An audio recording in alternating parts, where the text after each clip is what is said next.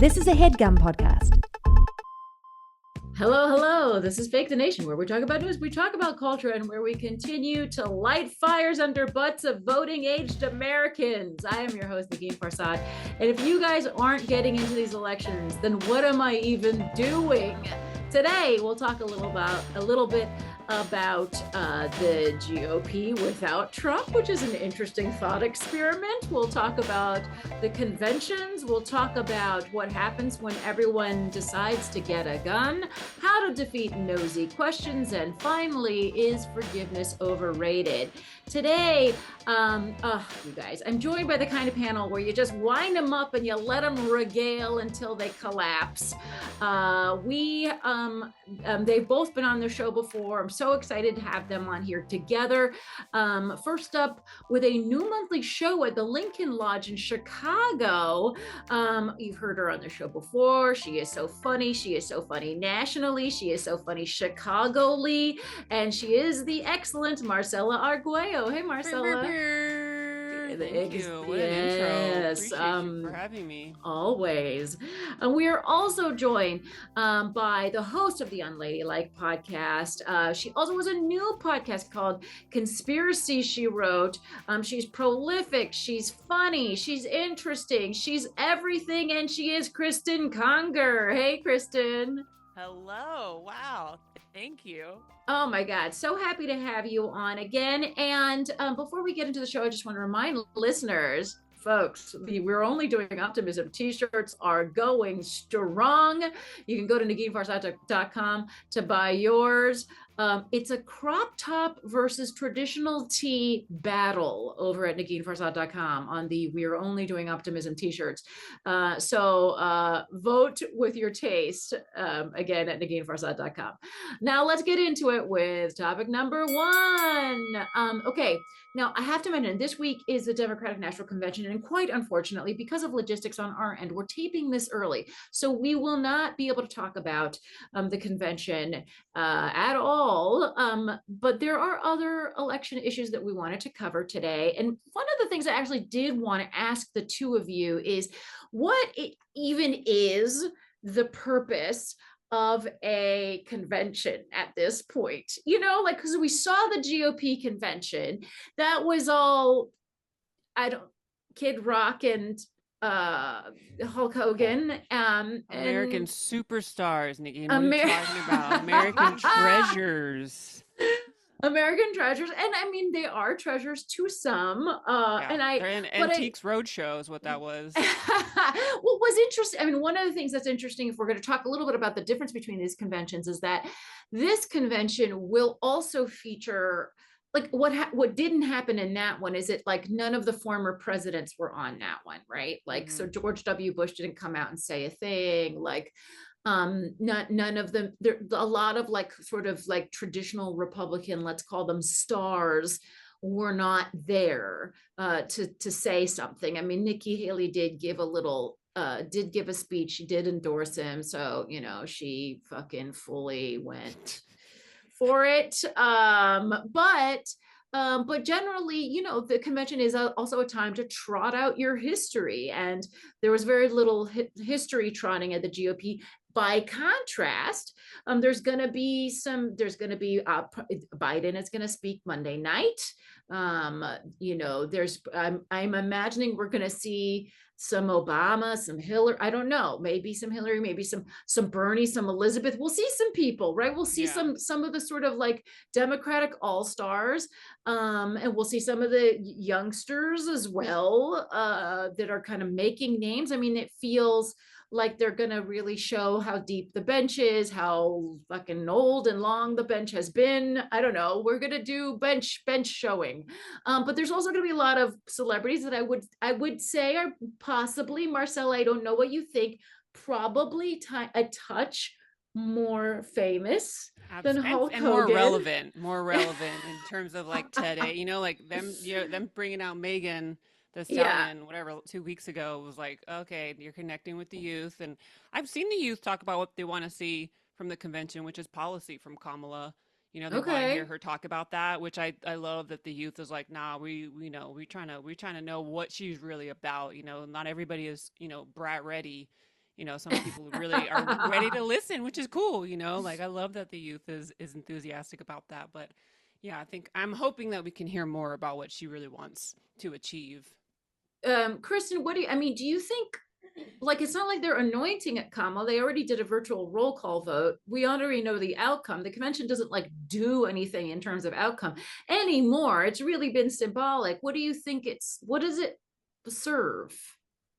Well, I think it serves so much, especially this election, because you have, in one sense, an historical convention where I believe it's the first time that you're going to have a sitting president essentially saying his goodbyes and being ushered away and making way for kind of the next generation. And I also think that it's a chance for the Democratic Party to, like you were saying, like show the bench, kind of like have a moment of unity. Yes, there will absolutely be protesting outside, but I think it's the kind of hopefully like very healthy sorts of political protest and debate that is also essential to, I think, a healthy functioning political party as well. One of the things that I would really like to see, first, it's interesting because I do think there's like a celebrity tipping point. I do think probably any number of celebrities would go and speak there. Like, I think there's probably no ceiling to how many are willing to show up. Yeah. So, but I do think that they have to be, they have to kind of like temper themselves and not show that they're like the party of all of Hollywood. You know what I mean? Even though that'd be very easy to achieve. One of the things I really want to hear about, I learned recently that Kamala worked at McDonald's, and like, I think, you're saying, Marcella, that the youth want to hear about our policies, and that might be true. I was just having coffee with some of the regulars in my coffee shop. Shout out to Coffee Crew, and they were, and one of the guys was just like, nobody wants to hear about policy. And I was thinking the one thing that I really think she should talk about, which I feel like really, really says a lot about her, is that she once worked at McDonald's.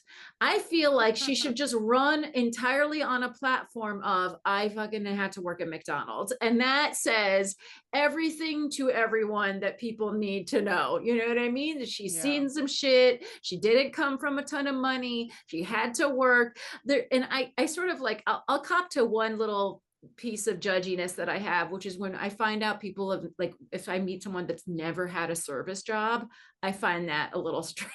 Like, I do, and this is bad. I'm trying to work on this, but I do judge them if they've never had a service job, because it does something to you. And so the fact, there's also people that have like interesting job history, and it's like, if they didn't do service work, you're like, okay, but what is the job history? Because if it is a lot of like, your parents gave you money type shit, you're like, all right, well, now I can really judge you. But someone is like, oh, I work behind, this place and that place, like not necessarily in service, but doing something kind of intense. You're like, all right, you understand how people work and how, Yeah, no, I can make exceptions. You better. Sounds like you're ready to fight. Someone who's had a minimum wage job. Who, like, minimum wage, like, exactly. Yes, yeah. There's a good one. 15 an hour. Yeah, exactly. My point is just like that kind of miserable work that's like, and it doesn't have to be miserable. I actually I had some service jobs that I thought were really fun and I loved them, but but just the idea that you're kind of like under the gun, you know what I mean? Right, and you're under the gun for not a lot of money. That does something to people that I feel like makes you more of like a woman of the people. You know what I mean? Yeah, I think you're touching on something very true, because she also is connecting with people by, being that little shit talker that she is. And it's really like, I think it's helpful, because it's not the Michelle Obama, when they go low, we go high. She's like, when they go low, bitch, I got something to say about it, And I think a lot of us can relate to that. So I think she is connecting with a lot of people with that. And I think that falls under that of like, no, bitch, I worked at McDonald's. Well, and also Walls, when they go low, we go couch joke. Oh yeah. You fucking made a JD Vance fucking a couch reference, and I was very impressed. Okay, let's move on quickly and talk about Okay, I with this next little piece here, I'm not trying to jinx anything, and I want us all to just act like anything we say here is no power on the planet. Okay, this is just a thought experiment. But we came across an op-ed in the Times by Jamel Bowie about what the GOP might look like without Trump. Again, listeners, knock on wood. Panelists, go ahead and do the same. But I thought this is such an interesting question. If Trump were to somehow lose, what happens to the GOP? What, right? Even like at this very moment, the GOP feels like a rudderless party just because the leader is so, flailing, as we've the term that we keep saying. I use the term fucking idiot, but that's not. Okay. Flailing is nice. Flailing is kind, and diplomatic. I don't know. Like, what happens to the GOP? Like, let's play it out. I mean, at this point, the GOP has, like, aside from Trump, the only other unifying message they seem to have is like they're the party who hates reproductive and bodily autonomy. And aside from that, their positions just go with the wind. So it's like, where do you even... But even that is not even entirely true, because so many Republican women are pushing back, and they're, and we're seeing that in some of these states that we weren't expecting it. And that's what I find interesting, is that they're fully having an identity crisis, because I think for a long time, I think growing, I mean, I don't know what age everybody is here, but I remember growing up and being like, the conservatives I know are either fiscally conservative or they're like Christian conservative. And that was kind of it. And they were like, they're either the rich bastards that vote, Republican just to protect their pockets, or they're the Christians that vote to protect Christian whatever the fuck. And I feel like they're fucking it's so muddled. Like, you're watching people who are so dirt poor defend the richest, like Elon, like suck Elon's dick everywhere. And you're just like, what are you talking about? Like, do you even know how you connect with these people? Because even when, like, the way we talk about Kamala, it's like, you want to connect, or you need something more. You want something from her in the sense of connection, so you can kind of believe what she's saying, because at the end of the day, she's still a politician. But I think with Trump, it's like they're having such a crazy identity crisis that they've kind of lost the plot, which is why it is kind of hard to navigate, well, like the what'd you say, the thought exercise of, like, this thought experiment. Like, it's just kind of weird, because so many of them are realizing, like, the men are kind of realizing, like, you're on birth control? I didn't even know that, because they never talk to each other. These married Republicans, they don't communicate. And I feel like they're just, like, the rich have gotten out of control, and, like, they have no real role models. I mean, they're walking around with jizz cups of JD Vance. Like, they have no concept of what they believe in. They just think it's all kind of a silly game. Well, and I think it was reflected again, like in what we were talking about in the convention, which was that they didn't have so many of the people we associated in, not like in our, like, as children, but like literally from 2015, there were Republicans who were like just these kind of regular Republicans that we all knew, like the Mitt Romneys and whatever. Those are the people, those are the kind of people that showed up at the convention. And so it does feel like it's blocked out a bunch of people. It does, Trump, this Project 2025 came out. Trump is trying to disavow it, but obviously it's his playbook. Right. So, I mean, there's just, but it's not good. It's not a good look to, like, completely disavow the people that write policy, the policies that you followed before from the American Heritage Foundation. It's not like they're strangers to you.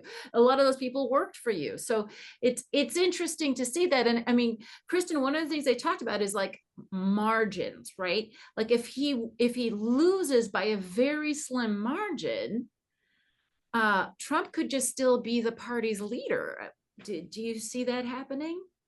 Sure, because also who's would be kind of the next in line to take the mantle from him? They have no bench. Well, I mean, who do you think who seems popular? who is like that second tier generation person? I mean, there's a JD Vance. Is that Is he popular? Yeah, I don't No, think That's he's the no, thing, like, popular. I think Yeah. I Because think even like I that was gonna say Marjorie Taylor Greene, but she's not that popular. But it's no. no. like they're trying to find those leaders. They can't find. I'm telling you, they have lost the plot. They don't know what they're doing, and that's why this question is kind of hard to navigate because we're gonna find out what happens, and we have to watch, and it's Well, kind and of weird. if there's a really big loss, because the funny thing is, I think in typical times they would have lost, or they would have had a popular vote loss in 2016, which would have Hmm. made them think a little bit. I think in normal times, I think in 2018 when they lost, in 2020 when they lost, and then 2022 when they lost. So many critical elections. I know they did win some things, but they won very many critical elections. So this has been a losing ticket, right? Right. Like basically for very many years. It has not created a reckoning. But if there's a large margin, it would theoretically, create a reckoning. Jamel Bouie's prediction in this piece was, this is from the piece, the anticlimactic truth is that in the wake of a third Trump nomination and a second Trump defeat, the Republican Party would simply stumble along, stuck in his orbit and too weighed down by his gravitational pull to escape. That's their prediction. My prediction is, and I feel like we saw inklings of this from Nikki Haley. It seemed like during the primary election that she was ready to not endorse him, that she was ready to, she talked shit about that guy nonstop on the campaign trail. So I feel like there's like some inklings there of people being like, what about that approach Right. where we just move on? Because also he's going to be even older, Right. after this election. He'll be even older. The march of time doesn't stop for him. So Well, don't forget Don Jr. I mean, Negin, is he's that waiting to win. I is that guy popular? Like, was I gonna don't bring him up understand. too. No, just kidding. I But is don't that think he is, but I think that JD Vance, like, there's something. I feel like JD Vance is like the closest Don Jr. could get to himself being the VP That's pick. funny. Oh Oh my yeah. God, that is Um, so funny. and I think as far as Trump's hold over, like, post November, is also going to depend, again, in this hypothetical of, let's say he loses, it's also going to depend on how effective the inevitable disinformation campaigns will be, because they're already prepared to deny election results, Right. Right, Right. right, So, right, right. So yeah, that's the part. And I should also point out the other thing that's sort of like not in the favor of real change in the GOP is that they still control half the governor's mansions. And they may control either the Senate or the House or both, right? Depending on these elections. So it's weird because the way the institutions are functioning right now, which is to like give the edge to the minority, which is the Republican Party, it still benefits them. So it doesn't like motivate them to change. Right. And that's like the big problem. If this was just a regular race and it was one vote, one person, and the electoral college didn't exist, obviously they would have fucking changed years ago. You know what I Sure. mean? But the imbalance with gerrymandering with the electoral college has sort of just favored this stasis. And that I think is fucking annoying. Here's what I think. I think he's gonna lose hard. I fully 100% believe that. Wow, I do. knock on Quote me. again. Quote me. Catch Wow. me in November, bitch. I'll be back. I'll say, see, I was right. Okay. I promise. I'll be back, and I'm gonna be like, I was right. But what I think is gonna happen is because you're right. They still have a lot. They still have a lot of control in ways that are kind of scary, and it's gonna be a time where Democrats are gonna have to actively work with Republicans side by side, very old school. And it's going to be interesting because I feel like once he loses, it's going to force them to have that reckoning of like, what the fuck are we doing? Which is why I think a lot of the people who were talking shit about him on the campaign trails that are like, okay, actually we endorse him. is because they were like, they're not trying to lose his followers, because once he's out, they got to get these people back on and be like, no, see, I supported him. I support you. I swear to God. So that they can kind of reconfigure what's going on within the Republican Party in terms of like winning the next. Because if Kamala wins, I mean, when Kamala wins this year, the next 4 years is going to be interesting because they're going to get their shit together. According to them, I don't think they will, but we also don't know what she's going to do in the next 4 years and how much she's going to let down the Democratic Party and the young voters and all that shit. So we're going to see what happens. But I think what's going to happen is when he loses, it's going to force some of those, like the Nikki Haley's, the Mitt Romney's, all these characters that they are influential, but they're not super influential, not like Trump. And I'm excited to see what the fuck they do. Not excited in a good way, but excited of like, what's the scrambling gonna look like? Because how many more lawsuits can like Republicans get hit with that fucks with their shit? Because like that boxer, hitting, people with that transphobia lawsuit is interesting. It's gonna set a precedent if she wins, because that's gonna get these people to stop talking that type of shit, and it's gonna handle some of that misinformation that has gotten so out of control if you start hitting them where they care, which is their fucking pockets, right? So I'm fully interested in what's going to happen in the next 4 years, but it's me knowing that he's going to lose in November. Folks, you heard it here, not first. Other people have said it, and we're only doing optimism. I happen to feel the same way. I just get like very Iranian superstitious about like saying things out loud. I'm the opposite. You say them out loud to make them even more true. Right. No, and that is like that actually is I've been watching like Olympics, documentaries and stuff like that, and that's how all of them think. They're like, oh, I'm gonna win the gold. That's so how that's winners what's win, happening. Bitch. That's how Trump won. That's how Trump won. He's like, I'm gonna win. To get on board. I need to stop being such a superstitious. And Kamala has that attitude.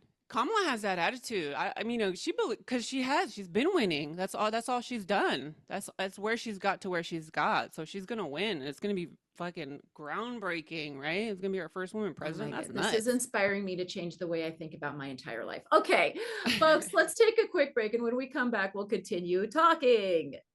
And we are back, and we're ready for topic number 2. We read a piece in Vox about the shocking rise in gun ownership, but I think it's anchored by this statistic that basically 1 in 20 American adults bought a gun for the first time between March of 2020 and March of 2022. So those peak pandemic years, there was this huge jump in gun ownership.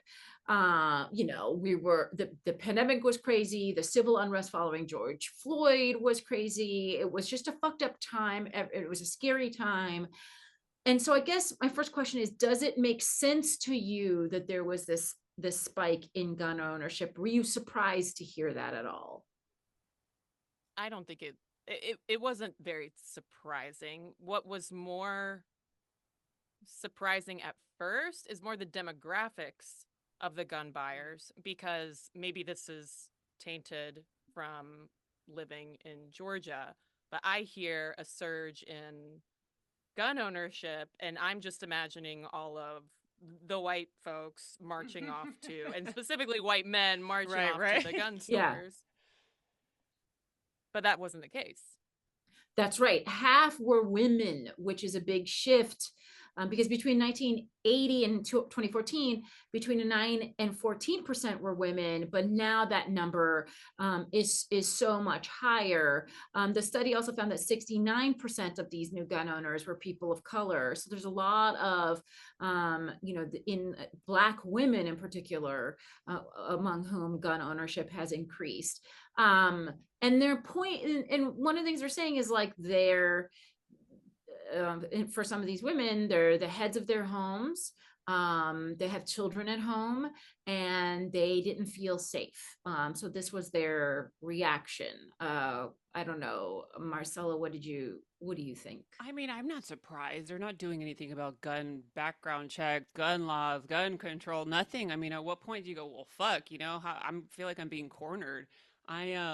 It's funny because I dropped out of school. I was going to school to be a teacher, and then I dropped out because I didn't want to do it. And then I heard they're giving teachers free guns, so I think I'm gonna go back just to get that free gun, because what is going on? Also, you'd be a better teacher if you had a gun.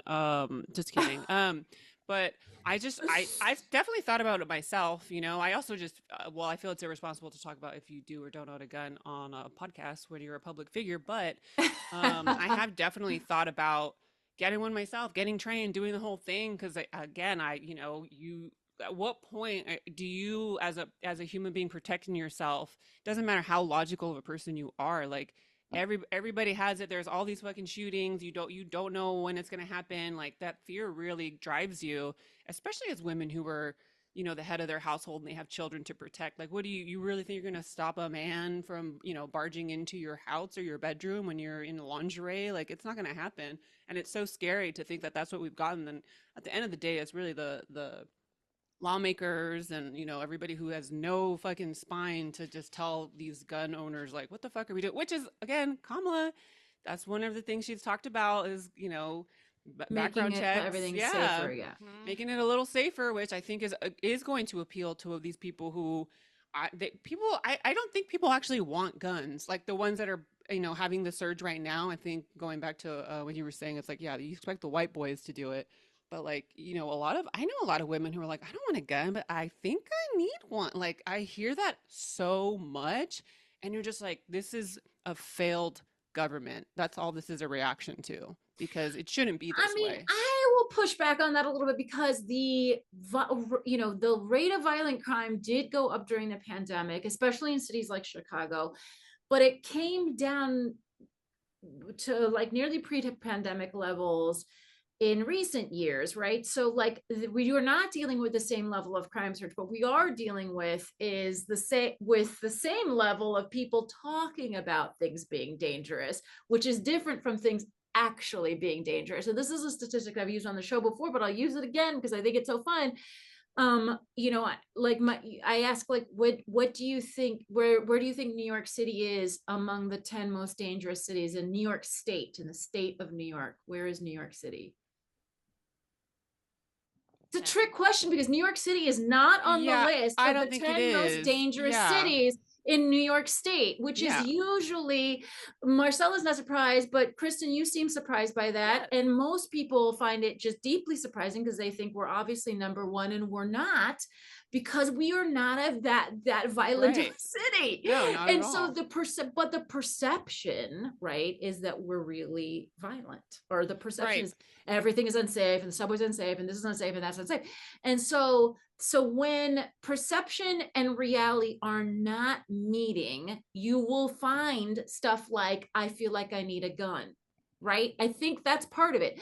It could have started with real statistics like violent crime is going up, and that was real between 2020 and 2022.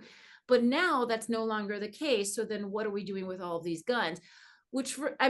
I don't know. For me, I feel there's no, and again, talk about statistics. Guns don't make anything safer. Right. According to the article, if you're a woman in a household with a gun, your chance of being a victim of firearm homicide goes up. If you're a teenager or a 20-something boy, your chance of committing suicide goes up. There's nothing but statistics about the presence of a gun making everything worse. So I will also say, I am from a hometown where like we're always on the violent crime list in California. So like I am very aware that it doesn't look how it seems in terms of like where guns actually are. And that's what's fucked up about it, is that there is no predicting it. You don't know when it's going to happen. And I don't think that people should feel that there needs to be a percentage of violent crime for them to justify what they want to do in their households. But I do agree that the fear does stoke a lot of it. But also, how many fucking, the mass shootings that went up when schools went back in session after COVID. I mean, Jesus Christ, it's just, I feel most for parents who are single parents and, live with kids, and they just don't know what to do. And that's why I'm saying is I think that people, when they feel like they're at a loss of options, they're going to take matters into their own hands. And that's what that's coming from. Because I think that when people, I specifically meet like single women with children, like, you don't know what the fuck to do. And it's so scary, and you're just like, I guess I'm going to do this thing that every man tells me I should do, and they shouldn't. But I mean, what do you do? What's the answer when your Yeah, own I mean, government doesn't I protect think you? one of the answers is that the government, it's sort of like first of all, there need, rates always need to go down. Okay. They always Sure. need to go down, and they need to be down. And then the other thing that needs to happen is that people need to feel that they're down and Right. that people need to feel that they're being taken care of by the police. And there needs to be trust between people and the police and the Department of Justice and all of the departments that make things safe, and I feel like that is the one of the erosion points. So it's the internet stokes fear, and B, there's just this like, we are not trusting institutions. Like for me, like I'm like, as someone who's worked in government, I'm like, government's great, and like Right. you know what I mean, I believe in it so much. And like I have literally, there are cops in my in the precinct that I'm in that I'm like, hey buddy, like I know the cops, right? I do have trust in the service that they're providing. But it's like, that's also like something I built, you know what I mean? Right. And I feel like that civic attitude, that could be replicated, you know what I mean? It's funny, is like some of those campaigns that seem kind of like dorky, like Smokey the Bear or whatever, Right. like stuff like that. Right. It's like we sort of need like stuff like that. Like, do you even know what the institutions around you are doing for you? You know what I mean? I don't know, Well, and I Kristen. think it's significant, the timing as well of, looking at the neighborhoods where a lot of these like women and single moms who were arming themselves were often in neighborhoods where the cops, especially in 2020 and with the Black Lives Matter protests and all of this, like cops weren't around. If something happened, they knew that they could not trust, to Yeah. call someone to help them. And also one piece that did not, I don't think came up in the Vox analysis is I'm so curious if there's also a correlation with threats of, or even perceptions of, increased threats of domestic violence during pandemic lockdowns, Right, because right. that's also a rate that went up. And we know that, intimate partner violence is such an issue for women. And so I just think I think it's nuanced, and also, yeah, like it's the thing too of like, well, now all of these people have the guns, but now what did they do with them? Because you can't just like can you return guns at a gun store? Can you be like, actually, I don't need this anymore? Well, and this is where I like to bring up Australia, because Australia had a huge gun buyback Mm-hmm. program. They used to have our problem where everybody had fucking guns. And they were like, oh, we're not going to do this anymore. Because I think there was a mass shooting there, whatever. And everyone freaked out. And they were like, oh, let's actually do something, as opposed to us that have never done anything. And so they did a huge gun buyback program, and it decreased their numbers significantly. So that's what you do with guns, is like it requires a significant investment in public funds. Let's get people motivated to return their guns by nothing other than money. You know what I mean? Let's give them money. Yeah. Like, I'm into it. And then the other thing is that I was reminded of is like, my husband did a 311 in New York City, which is where you kind of lodge complaints for various things. They did a 311 for is 311 in every city now, or is it still? I think so. Okay, yeah, that's what I thought. I don't know. Anyway, but he did a 311 for like a weed shop that wasn't fully licensed, and he felt like some shady stuff was going or whatever. And he was like, hey, can you guys take a look at this one weed shop? I feel like shady stuff's going on. Then he got a call a couple months later, and they were like, hey, and there's been a huge crackdown on illegal weed shops in New York City. And they called my husband to be like, we got your, so thank you so much for your 311. I don't know if you noticed, but that particular weed shop you're talking about has now been shut down. There were like, it was illegal, plus there was other concerns, whatever. So thank you for like doing that. My name is Sergeant whatever. And no wonder the cops love you guys. well, no, but I was just like, I thought this was shocked. I mean, first of all, I was shocked that they followed up. When do you, I mean, right? Like isn't that not shocking? I mean, that feels like a bored employee. it's part of their like strategy now of just like, we're gonna do something. I mean, that's smart. We're gonna make it safer, and then you guys are gonna know that it happened. That's actually, I think, part of it, right? Is like that people are aware of the outcome.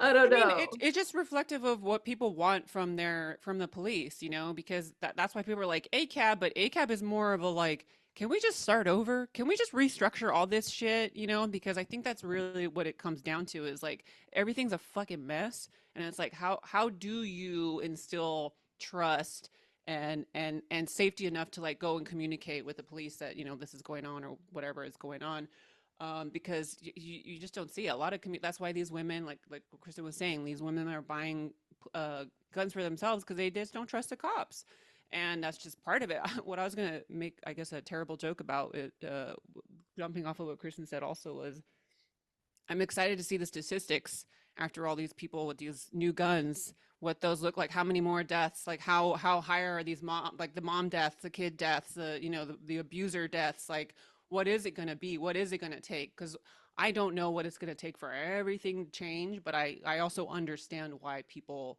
you know, don't trust the cops, want their own guns, you know, want a sense of community, want a sense of trust in their households.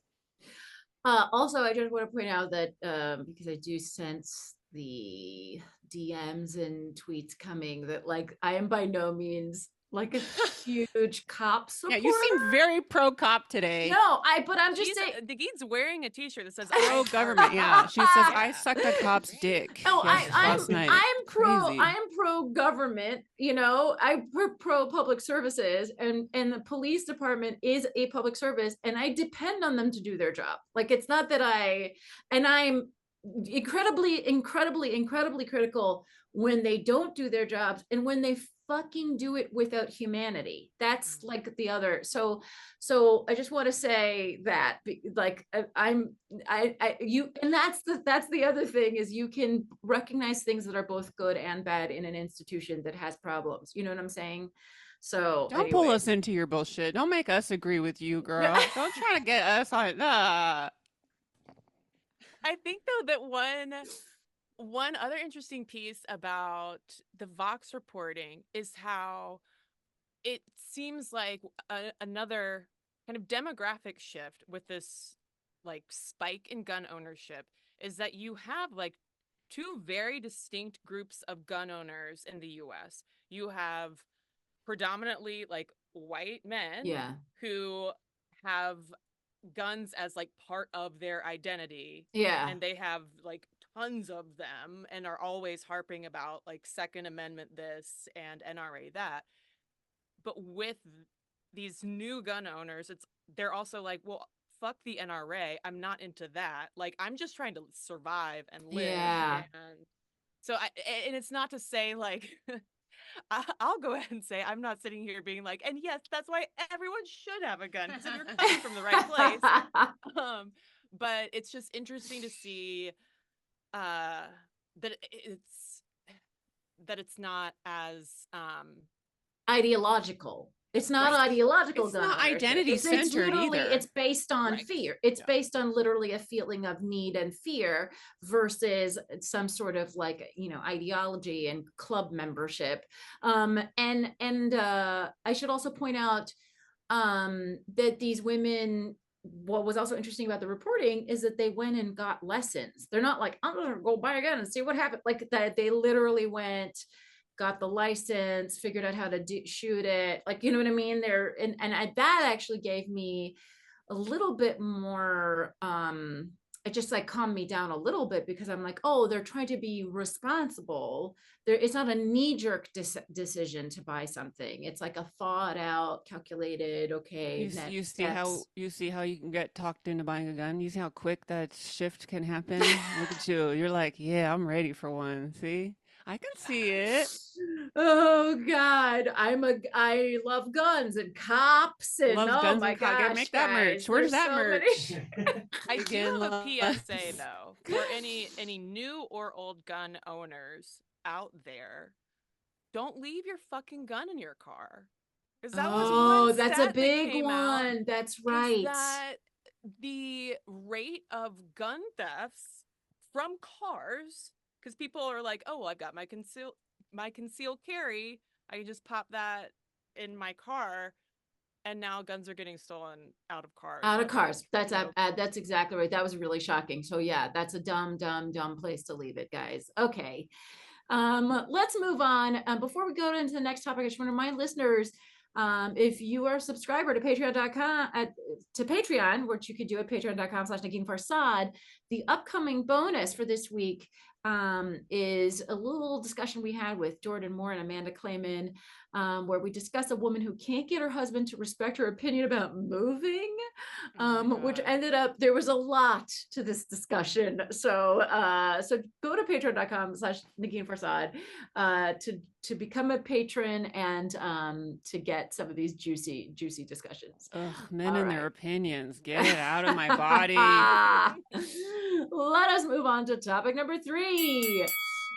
Okay, so if you're me, you get the question, are you ever going to have a second kid? And it's frustrating, and it almost always puts me in a mood. And I know people don't ask with bad intentions, but it doesn't really matter because it still hurts either way. Well, we wrote a piece in the Times about how to defeat exactly that kind of nosy question, the kind of question that comes with a dash of judgment. And before we talk about the secrets revealed in this piece of how to handle it, what are the nosy questions that you guys have dealt with? Is there something that kind of gets thrown your way?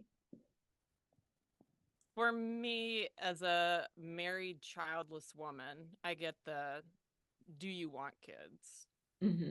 Or are you going to have kids? Yeah. Or just kind of a blank stare of confusion. It just asks the question with its, with the look. And does it like end up replaying in your head? I mean, because that's the thing that happens to me is like I'll get the question, and it's not just the question is like, is been asked for a moment and then I answer it or something, but it's just like it replays in my head all day long. It kind of like ruins my afternoon, so does it get you into a space, or have you learned to like let it go? I've pretty much learned to let it go, and I think it's an easier question for me to answer post abortion rights, because now if someone wants to push me on that, like all of the hair on the back of my neck will stand up, and I will say like, okay, well, give me a world in which like I can actually choose whether or not, if I were to get pregnant, to carry it to term, and then we can maybe talk. But until then, you can go take care of your own fucking kids. I don't know who this hypothetical conversation is with. But man, you fucking hate that person. Marcella, do you have a thing that gets wasted on you? So I know this was like a topic about like when you're at a party and someone asks you something that is kind of invasive, but like I have that because I'm 6'2" and I've been like 6 feet since I was like 13 years old. So like I get complete strangers, and I talk about this on my HBO Max special, Bitch Grew Up, still streaming on HBO Max. Please stream it.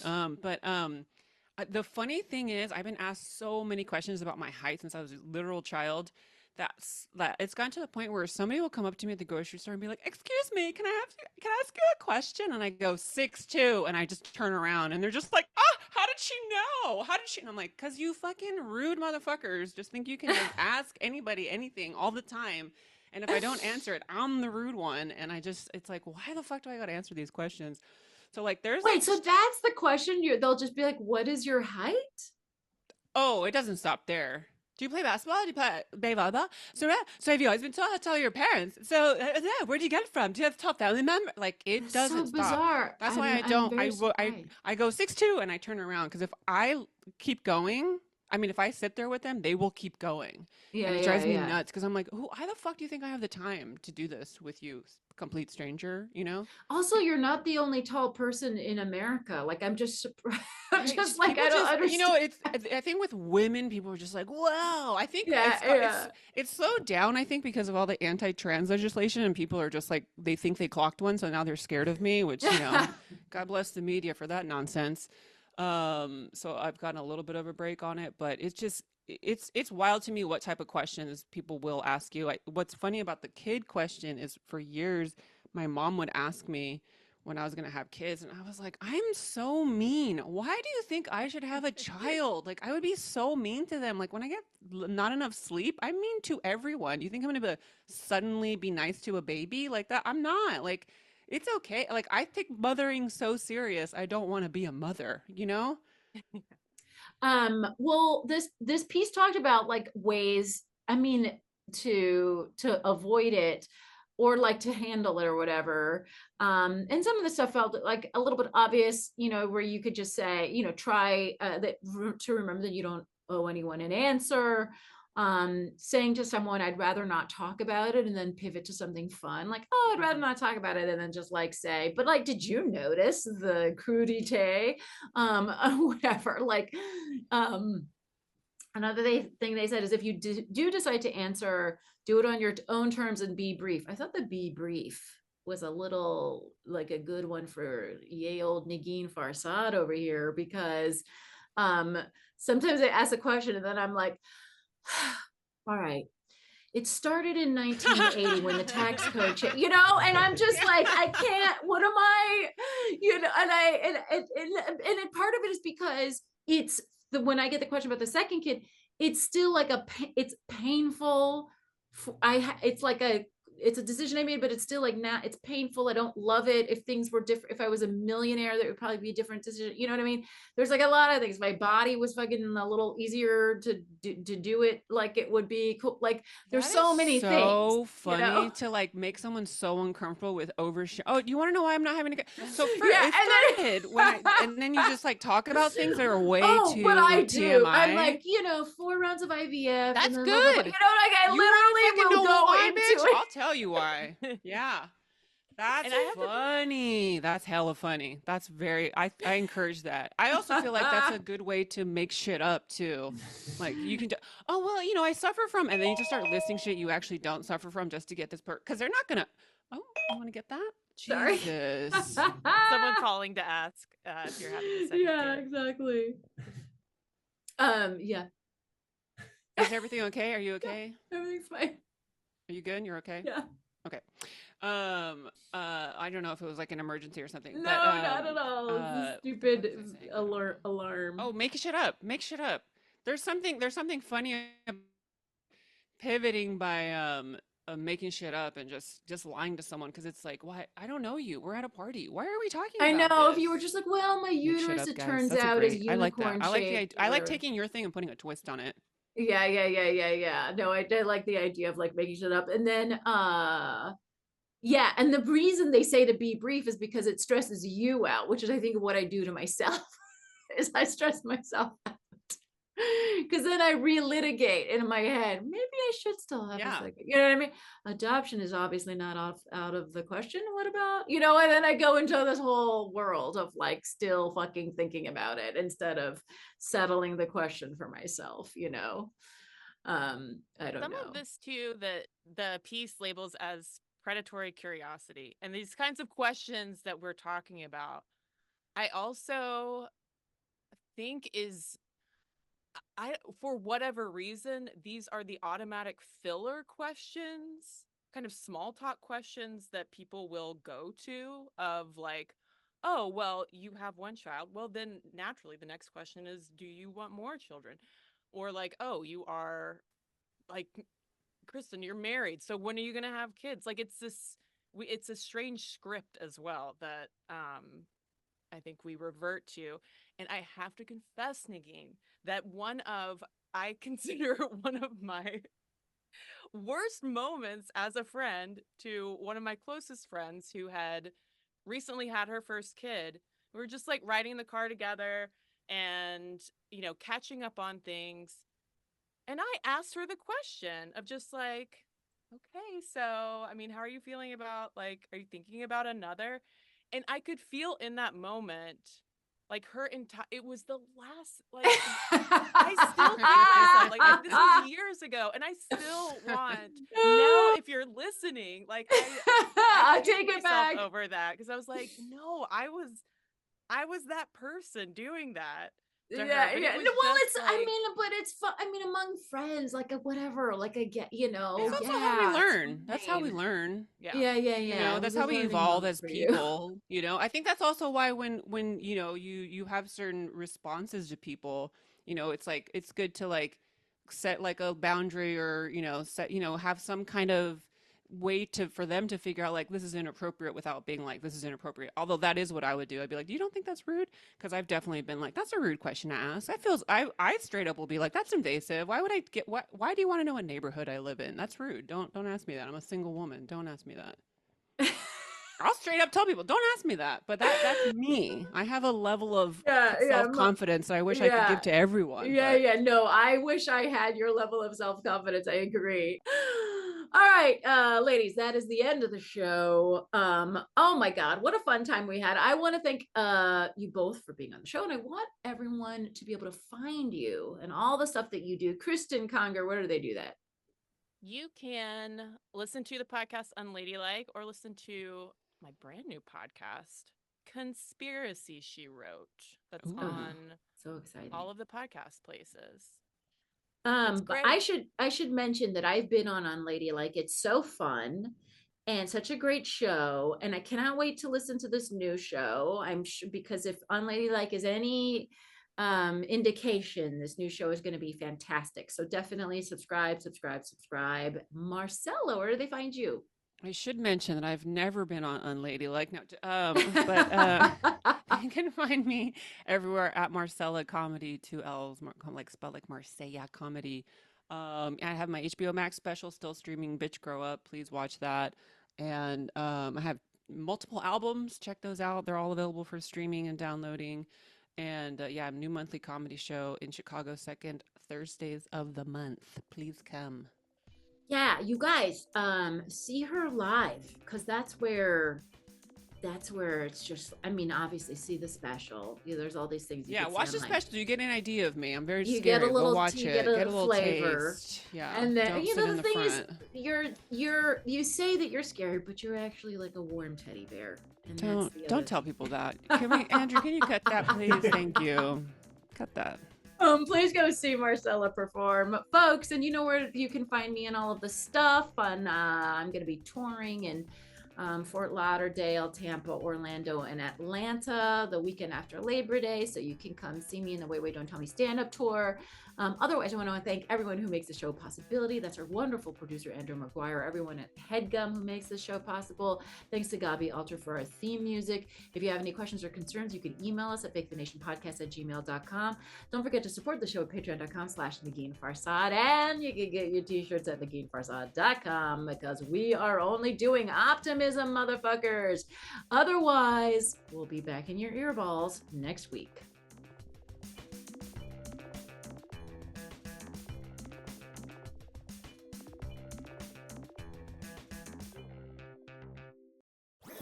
That was a Headgum podcast.